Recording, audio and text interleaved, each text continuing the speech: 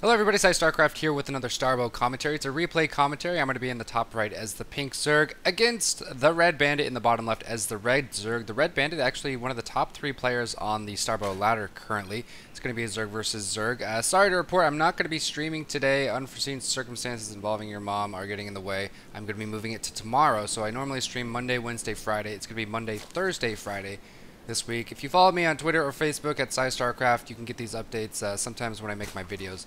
I don't remember to tell people, so yeah, that's something you can do if you want. But anyway, the map is... shit, what is the map? Match Point? Is that what it's called? I don't even remember. But we are going to be going similar builds here. We are... In ZvZ, you really don't fast expand. It's just not safe at all. If you fast expand and someone goes a pool, you know, 10 or sooner, it's just you're pretty much dead. I don't think I've seen a ZvZ where someone fast expanded and won in a very long time, regardless of what the other person did. Well, assuming the other person didn't fast expand as well. But I ended up going 10 pool, 10 gas, whereas the red bandit went 10 gas, 10 pool. So my pool is going to be out a little sooner. My lings are going to be out a little sooner. But theoretically, his gas should be out. It looks like he's actually rallying his drones very strangely, and I don't understand the point of getting a gas so soon if you're not going to fill it up with workers. I don't understand this. Maybe just because... no, I don't... But anyway, he's got 2 guys on gas. I'm going to have 3 on gas, so I actually will catch up on my gas, and my pool will finish a little bit sooner as well. So I don't really know what this is all about. Looks like his gas will still be slightly ahead of mine just because his gas was so much sooner. But it's kind of weird. I don't know why you choose to put 2 on gas. I guess just to time it with the spawning pool. But if you're going to time it with the spawning pool, why not just make the extractor later so you don't waste a drone with that? And then just put 3 on the gas, which is kind of my whole mindset as far as all that goes. I'm sorry, I need to enable the music. But anyway, pretty similar builds. We can see my speed is going to be just slightly ahead of his because he had the 100 gas when his pool wasn't even finished. So I'd say my build would be favorable to his. But I don't really know his reasoning behind, you know, doing it the way he did it. But these lings are basically going to clash in the middle. I've chose to get 8 of them, following it up with some drones. He's not choosing to get any more drones yet. Looks like he's saving for an expansion. So instead of getting an additional drone, he's actually going to go for the faster expansion, which, you know, all of these differences are pretty negligible. They don't really matter. He's going to be building 2 more lings to try to match my lings. So we're both going to end up with speed, a hatchery, which we should be going down here for me soon. Here we are, a little bit later than it should have been. We're both going to end up with speed, hatchery, 1 queen, and, you know, a handful of lings. So we can see he's got 6. He's producing, no, he's got 8. He's producing 4 more, whereas I have 8, and I chose to get some drones instead. So I'm ahead on the harvester count. I'm going to see if I can get any damage done with these drones, or these lings. Actually able to run by. Didn't realize he had his speed completed, and I'm kind of regretting this decision. Actually, it looks like I might be able to pick off 1 drone. Yes, 1 drone going down. I haven't lost a ling yet. All 8 lings still up and running, so that was actually a pretty good pickup to get an entire drone, especially when each of us only have, you know, 10. He has 8 now and I have 11. Able to get a drone with just 8 lings when he has 12 lings. So now I'm trying to stall him a little bit. I realize, wow, he's got a couple more lings than me. I need to maybe stall him, and I'm not able to do that. He doesn't take the bait. He's actually going to run up into my natural, and this spine really needs to... I try to spread creep as soon as I can to use the spine to protect the natural, but as you can see here, it's not quite where I want it to be, so he might choose to ignore the spine. Yeah, he's going to ignore the spine and go straight for my main. This queen is kind of vulnerable. I should have stuck her back behind the hatchery. My lings aren't there to reinforce in time. The good news is he has to either stay in my main or run past the mine and take 1, 2, 3 more shots from the spine. Run past the spine, rather. So while I did lose my queen, he lost a couple of lings. He lost a drone earlier, and he's down in the harvester count just because he chose to be aggressive with his number of lings. So I think despite losing the queen, I'm still in decent shape. It's really hard to tell in ling on ling just because there's constant drone production, constant unit production. You always have to compare like units to units, queens to queens, drones to drones. So yeah, I mean, you can see he has 2 queens here, but I have 2 more drones, so it's really hard to say.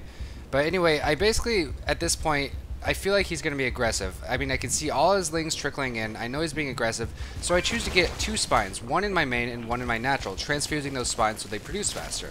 This is going to allow me to drone up much more heavily than him. I'm using 1 larva on these spines, 2 larvae on the spines, 2 total, whereas he's using tons of larvae on all of these lings. So even if he picks off queens like that, which, you know, is another mistake by me, even if he picks off queens, it's 150 minerals that's easily gained back by the drone advantage I have.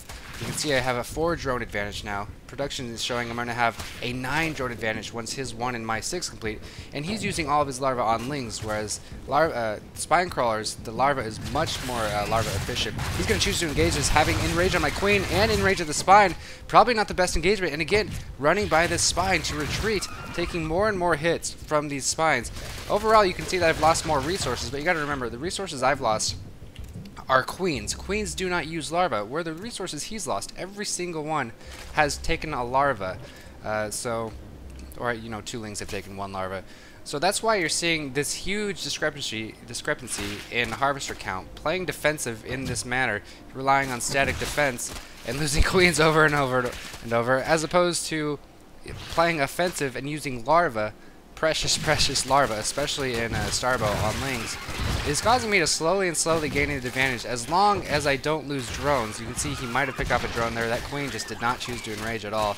And I'm probably not balancing my ling production well enough, but I think I'm doing fine in the whole of things. You can see the layers on the way. I chose to switch back to gas. We are seeing he's trying to catch up in the harvest account, just now choosing to drone up, probably realizing, you know, I don't think I can get much more damage done, although just as I say that, he kills the spine.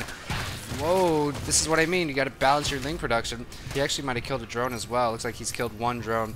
Check out the harvesters. I'm slightly ahead, but you have to remember my tech is a little bit ahead of his. Looks like I have my muscular augments and +1 attack coming for hydras. I went for hydras, even though I had a pretty fast lair.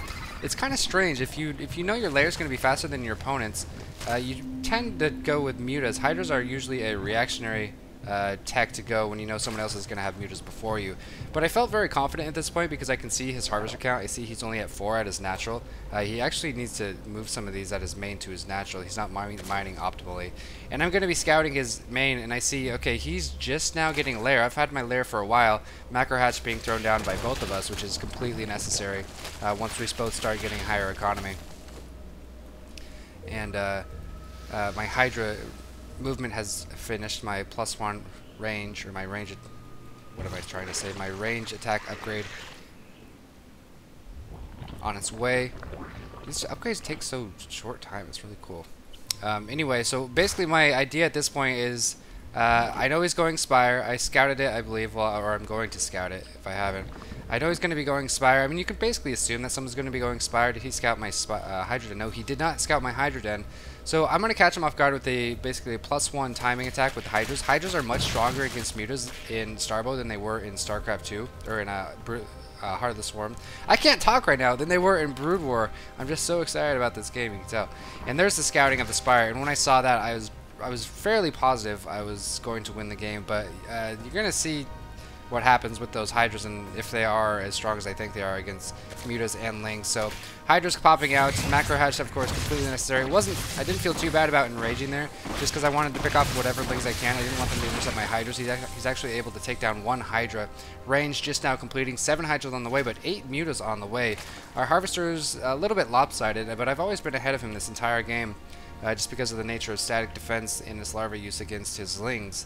And he just didn't kill a lot of drones. He killed some queens, but you know, that's money that I could easily replenish with all the drones I had over him. So that's why we're not seeing a huge lead out of him, despite him killing so much on the offense. So out come his lings, out come my Hydras, +1 nearing its finish. This Overseer is going to allow me for any kind of detection. I mean, it's not like I'm going to need it. You'll see some going mutas. Oh, and the muta getting picked off. And if he sees me being aggressive, I feel like he's going to try to pick off some reinforcements. So I'm going to be rallying Hydras. You can see 6 Hydras being rallied. He's rallying lings and mutas. Might even make another spine or 2. He's actually got 3 spines, but Hydras are very good against buildings. Very powerful. They do full damage. So they'll be doing their full 10 damage against spines. Choosing not to move up just yet. Going to try to, you know, position myself better, wait for a couple reinforcements. We've got a few more Hydras up here, and I decide, you know, why would I go up this ramp where he can kind of get me at the choke? I'm going to approach it at a better angle, and just at that time, Red Bandit, realizing, okay, he's just going to keep on massing Hydras. Hydras are going to beat my mutas. I need to do something to give myself the edge in this battle. He's going to start going for reinforcements. He's killing Overlords. He's killing rallying Hydras. Meanwhile, he's got no protection for these spines, though, so it's almost like it was almost a bad decision to go for my Hydras, because now he had no units to fight with these spines. Those 3 spines going down so fast, continuing to rally units, his Hydra getting a few shots, and now he has to engage. He can't just let these forces walk right in, kill his Spire, kill his queens, his hatcheries.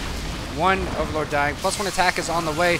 These Lings getting an okay surround, trying to over-surround my Hydras. Attack move with the Hydras, and it looks like I'm going to have plenty of Hydras to clean this up. Mutas just don't have the DPS necessary combined with those Lings to do enough damage to the Hydras. And it looks like that's going to be it. He didn't quite get that upgrade on the Spire. These Hydras are going to be focusing down the hatchery. He just now evened out the Harvester count with me. I've got 10 more Hydras along the way, +1 armor. He's got 6 meters, but that's just not going to be enough. But that was a pretty fun game. I think that was almost perfect defense on my part. That just shows the power of, you know, larva usage in this game. I was ahead on workers despite him getting a little bit of damage here, a little bit of damage here with the queens. He killed a spine. I was always ahead in workers, and I can always afford to replace my units, and I didn't quite fall so behind in lings or defenses that he was able to overwhelm me. And just had a pretty simple timing that was influenced by a higher economy. So I hope you guys enjoyed this game. ZvZ, like I said, not going to be streaming today, but check me out tomorrow. Yeah, but that's going to be it. Thanks for watching.